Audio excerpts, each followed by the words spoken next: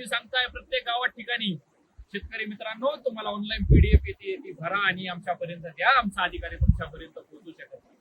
अधिकारी जर शेतापर्यंत आला नाही तर त्याला हे नुकसान काय दिसणार आहे, किती झालंय किती नाही, तो लांबून बोलेल. शेतकरी खोटे पंचनामे करून देतो हे आरोप बहुतांश वेळा शेतकऱ्यावरती होतात की नुकसान न होता तुम्हाला पैसे खायची सवय लागली आणि शेतकरी पैसे खातात आणि शेतकरी खोटे आरोप करतात. दाखवा त्यांना एकदा हे शेतकरी खोटे आहेत म्हणणारे, त्यांना दाखवा एकदा या उभ्या पिकामध्ये काय झालेलं आहे, याच्यामध्ये किती प्रमाणामध्ये माती शिल्लक आहे आणि किती प्रमाणामध्ये पीक शिल्लक आहे हे दाखवा एका माझ्या मुख्यमंत्री साहेबला आणि उपमुख्यमंत्री साहेबांना.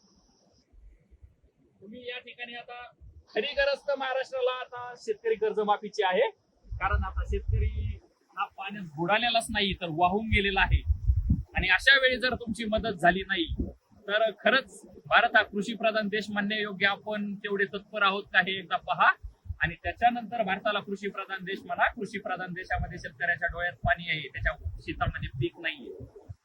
आणि तुम्हाला जर वाटतच असेल शेतकऱ्यांचा एवढा कळवळा तर द्या सरसकट कर्जमाफी. त्या ठिकाणी कांद्याला भाव द्या. जो कांदा उन्हाळ्यामध्ये शेतकऱ्यांनी साठवला होता चाळीमध्ये त्यातील निम्म्या लोकांच्या तर वाहूनच गेल्या, पण ज्या निम्म्या लोकांचा कांदा राहिलाय त्यांना द्या ना 20-30 रुपये किलो भाव.